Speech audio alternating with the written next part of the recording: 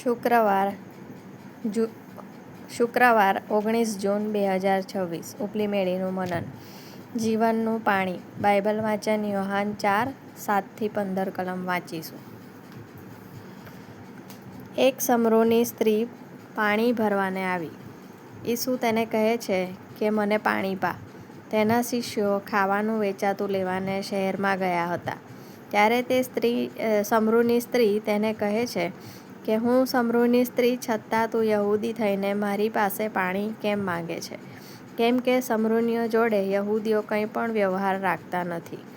ઈસુએ તેને ઉત્તર આપ્યો કે દેવના દાનને તથા જે તને કહે છે કે મને પાણી પા તે કોણ છે એ જો તું જાણતી હોત તો તું તેની પાસે માંગત અને તે તને જીવતું પાણી આપત.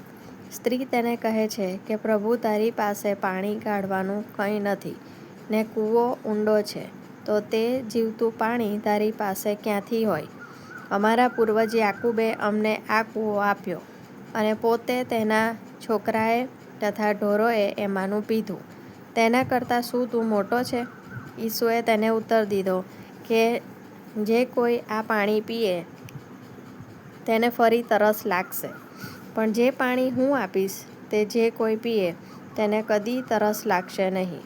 પણ જે પાણી હું તેને આપીશ તે તેનામાં પાણીનો ઝરો થશે, તે અનંત જીવન સુધી ઝર્યા કરશે. સ્ત્રી તેને કહે છે કે પ્રભુ, તે પાણી મને આપ કે મને તરસ ન લાગે અને પાણી ભરવા મારે આટલે દૂર આવવું ન પડે. આમેન. ઈસુએ તેને ઉત્તર દીધો કે જે કોઈ આ પાણી પીએ તેને ફરી તરસ લાગશે, પણ જે પાણી હું આપીશ તે જે કોઈ પીએ તેને કદી તરસ લાગશે નહીં. પણ જે પાણી હું તેને આપીશ તે તેનામાં પાણીનો ઝરો થશે, તે અનંત જીવન સુધી ઝર્યા કરશે. યોહાન 4:13-14 કલમ.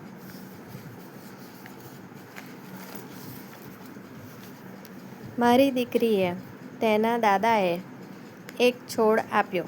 આ છોડને સૂર્યનો સીધો પ્રકાશ મળતો હતો અને તેને વરસાદનું પાણી પણ મળતું હતું અને તેથી તે છોડ ખીલ્યો અને તેને લીધે અમને સફેદ અને ગુલાબી રંગના ફૂલો મળ્યા. બધું સરસ હતું.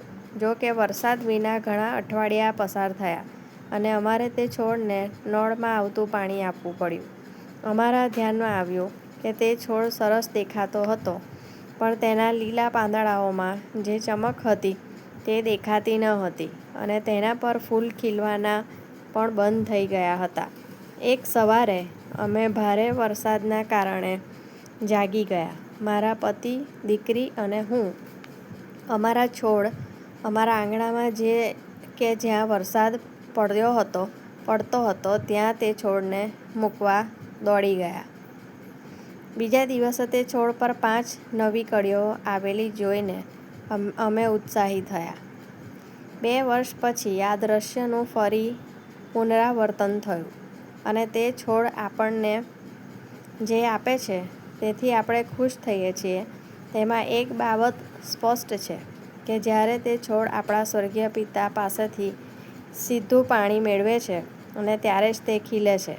આપણી સાથે પણ એવું જ છે.